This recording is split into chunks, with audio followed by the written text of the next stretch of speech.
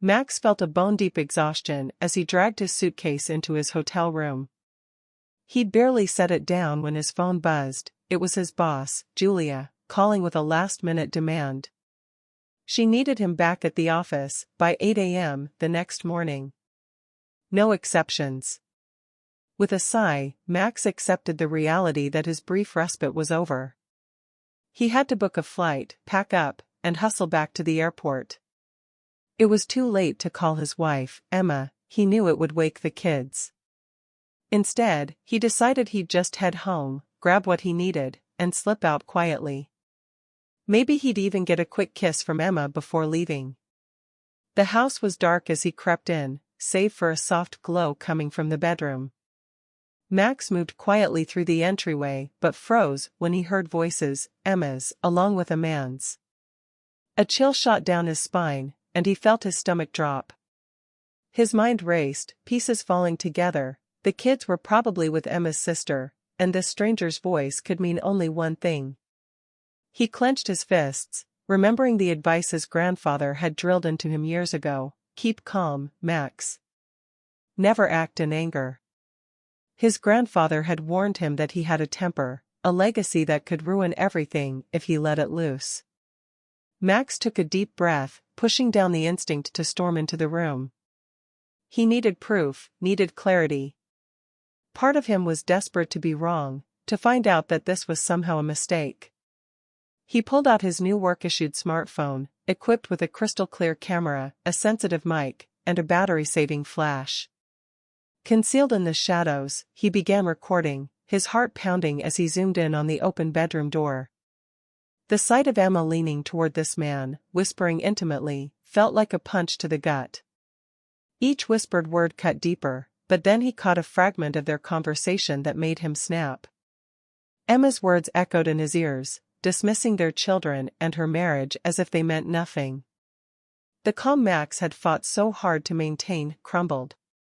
Rage washed over him, blinding and hot, as he stormed into the room.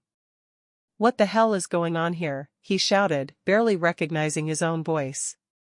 He tackled the man, who he'd later learn was named Tom, and the two of them grappled until Max managed to force him out of the house.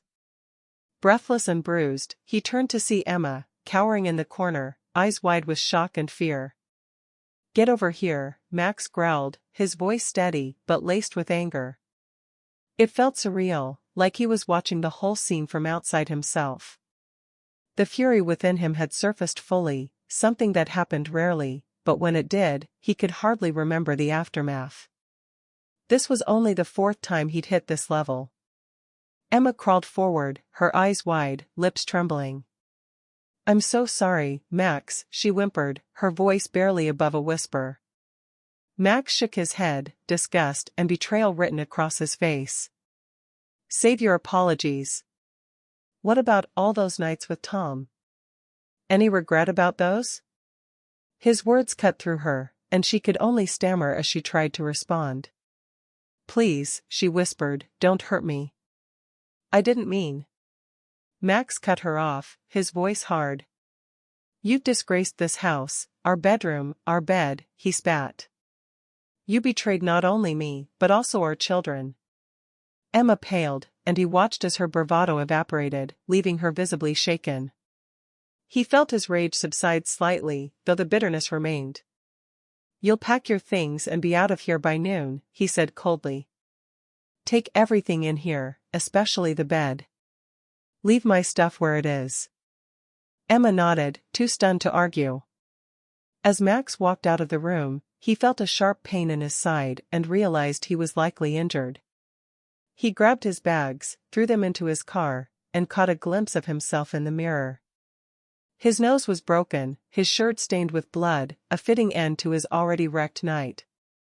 Ignoring the pain, he made his way to the hospital, determined to keep going. There'd be no rest until he'd dealt with every last shred of Emma's betrayal. Max's lawyer, Nora, was fierce and efficient. She wasted no time gathering the evidence needed for Max's divorce and custody case. She had reviewed the recording he'd taken and outlined a strategy to fight for full custody of the kids, given Emma's affair and other concerning behaviors that Max had uncovered during the confrontation. During the first few days, Max's emotions were a whirlwind: rage, hurt, and disbelief. Despite it all, he was determined to protect his children from the fallout. Nora assured him that with the recording and evidence of Emma's reckless behavior, he had a good case, though custody battles could still be unpredictable. Days later, Emma was arrested for drug possession, adding a new layer of shock to an already intense situation. The police had discovered a controlled substance in her belongings, further strengthening Max's case. Max was relieved but conflicted. He'd loved Emma once, and now her choices were putting their family at risk. Still, he knew this was his chance to secure a stable environment for their kids.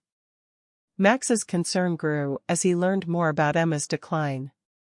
Over the past year, she had spent increasing amounts of time away from home, often leaving the children with her parents. They were known for disapproving of Max, seeing him as weak and too soft for their daughter. Her family had been manipulating her emotionally and financially, deepening her resentment toward Max and encouraging her destructive choices. By the time Max had realized what was happening, Emma had become isolated, and her family held a powerful influence over her life.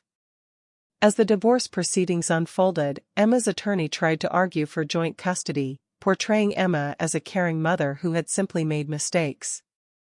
Nora countered this by presenting the recording as well as the recent drug charge, painting a compelling picture of Emma's instability. The court was hesitant to grant full custody, so Max prepared for the possibility of ongoing battles. One evening, Nora pulled Max aside, cautioning him that custody would still be a challenge. The court might push for supervised visits, she said, even with Emma's record. They tend to lean toward giving both parents access. Max wasn't satisfied with that outcome, but he knew Nora was right. He requested that if custody wasn't fully in his favor, any visitation should be carefully supervised to ensure his children's safety. In the end, the court ruled that Max would be the primary custodian, with Emma allowed limited supervised visits twice a month. It wasn't the perfect outcome he'd hoped for, but he felt relieved to finally have a degree of control and stability for his children. As Emma's legal troubles deepened, Max focused on creating a nurturing home environment. He transformed the house, removing any trace of Emma's betrayal and preparing a safe, stable space for his kids. The pain of what he'd been through still lingered, but with each step forward, he felt stronger, more resolved, and ready to face the challenges that lay ahead. As Max settled into life as a single father, he found unexpected solace in his friendship with Officer Sarah. They'd met the night he discovered Emma's affair, when Sarah responded to the police call. Over the following weeks, she checked in on him, initially out of professional duty, but gradually, a genuine connection grew between them. Sarah's calm, steady presence provided a sense of comfort Max hadn't felt in a long time. Sarah had a quiet strength that Max admired. She listened without judgment and offered practical advice to help him navigate the legal and emotional fallout. At first, their relationship was purely supportive, but there was an undeniable spark that neither could ignore. Max appreciated her level-headedness and resilience, qualities he found deeply reassuring as he tried to rebuild his life. For Sarah, Max's vulnerability and dedication to his children struck a chord. Their connection slowly evolved into something more, and Max began to feel the first glimmers of hope. However, Sarah was cautious.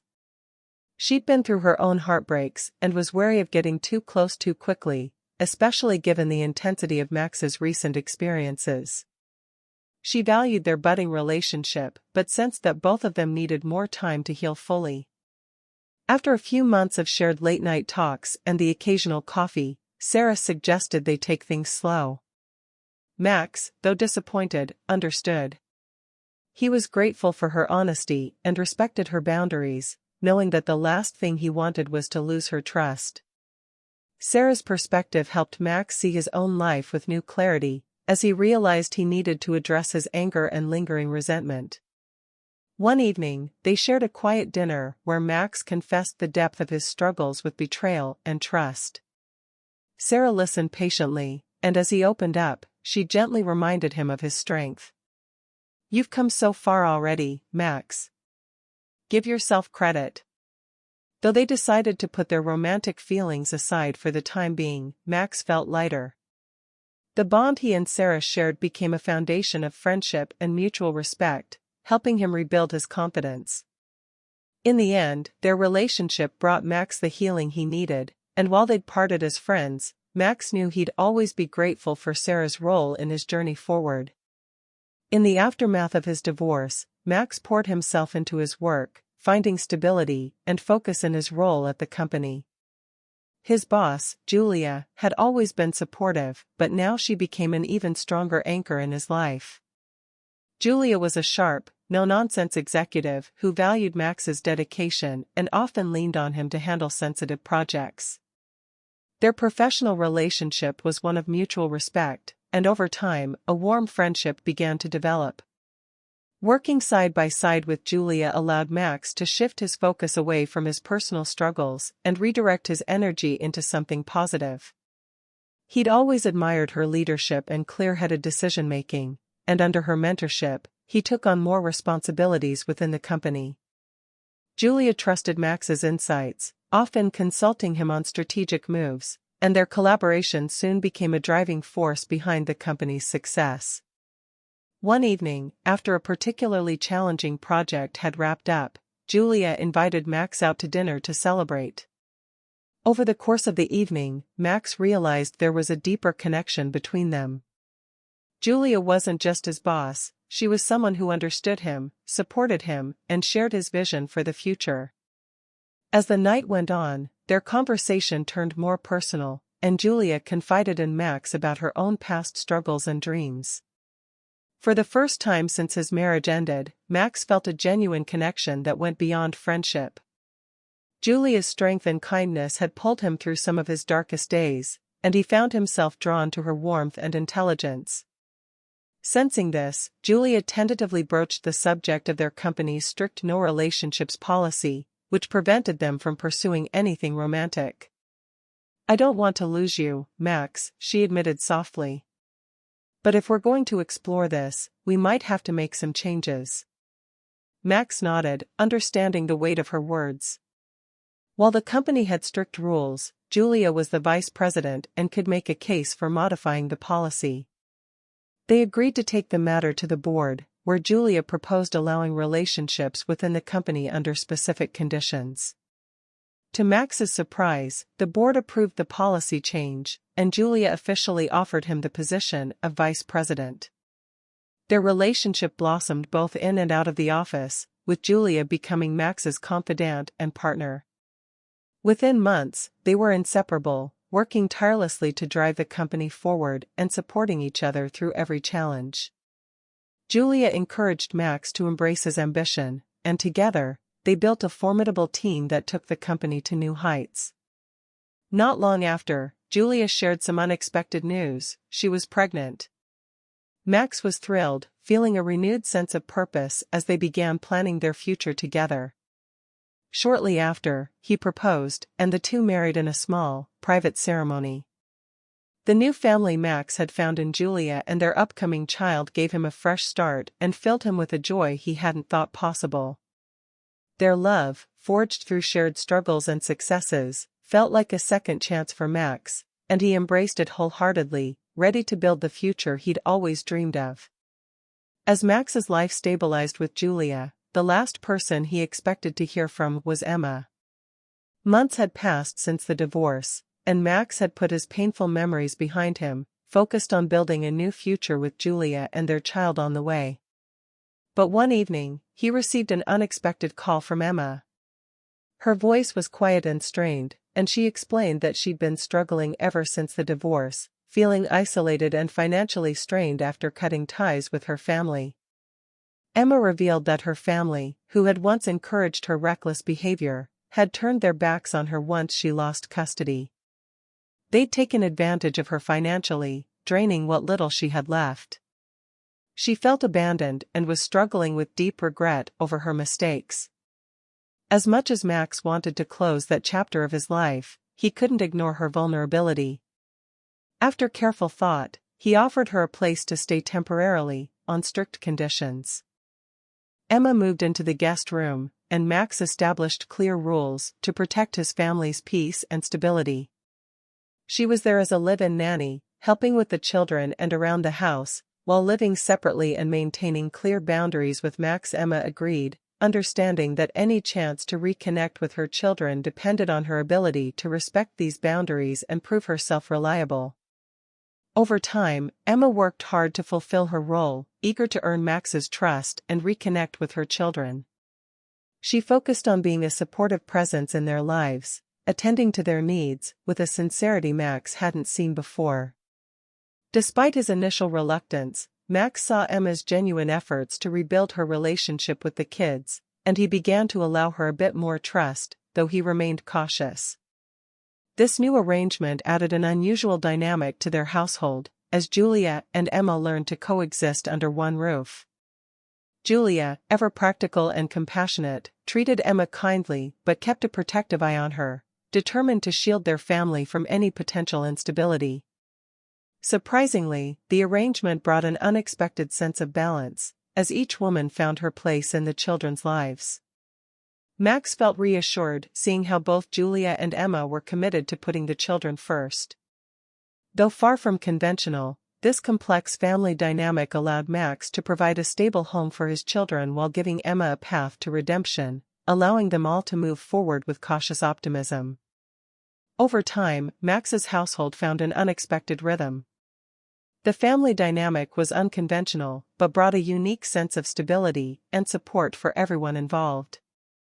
Emma, now working as a live-in nanny, focused on reconnecting with the children. She took her role seriously, attending to their daily needs and spending quality time with them, helping her regain a sense of purpose and connection. Julia, ever resilient and understanding, maintained a gracious attitude, acknowledging Emma's efforts and prioritizing the children's well-being. She found ways to establish boundaries with Emma while treating her kindly, recognizing that their cooperation ultimately benefited the entire family. Together, Julia and Emma provided a balanced presence in the children's lives, each contributing in different but complementary ways. Max marveled at how his family had transformed. Where once he had felt alone and betrayed, he now found himself surrounded by people who cared deeply for his children and supported him. This unexpected family unit, though non-traditional, created a nurturing environment that allowed Max to focus on his career and his evolving relationship with Julia, knowing his children were well cared for. The children, in particular, thrived under the love and attention from both women. They adjusted quickly, embracing this new family structure with resilience and joy. Seeing their happiness, Max felt a sense of peace and gratitude. While his journey had been filled with heartache and uncertainty, he had managed to create a stable, supportive home for his children, one built on acceptance, cooperation, and mutual respect. In this unconventional family, Max found healing, stability, and a renewed sense of purpose, allowing him to move forward with a hopeful heart, ready to embrace whatever the future might hold. Seeking to understand his complex emotions and inner struggles, Max began therapy sessions with Dr. Lily, a compassionate and perceptive psychiatrist. In their first session, Max spoke of the critter inside him, a protective, angry part of himself that surfaced during moments of intense stress. The anger he experienced during the discovery of Emma's betrayal had startled him, and he worried that this side of him could hurt the people he loved. Dr. Lily listened carefully, offering a perspective Max hadn't considered before. She suggested that the critter might be a part of his personality that formed in response to past pain, a mechanism to guard against betrayal and disappointment. "It's not a monster," she explained, "but rather a part of you that's trying to protect you." She encouraged Max to find a less intimidating name for it, something that could help him relate to it in a gentler way. After some thought, he decided to call it Billy, a name that felt friendly and non-threatening. Through regular sessions, Dr. Lily helped Max examine his feelings of betrayal, anger, and the guilt he sometimes felt for allowing Emma back into his life, even in a limited role. She helped him see that his efforts to build a peaceful, stable environment for his children were commendable. Over time, Max learned to embrace Billy as a part of himself, recognizing it as a protective instinct that he could manage and channel constructively. Dr. Lily's guidance provided Max with clarity, self-acceptance, and a sense of calm. With her support, he felt more in control, equipped to balance the complexities of his unconventional family and his own emotional journey. Therapy became a safe space where Max could explore his past and heal, paving the way for a healthier, more peaceful future.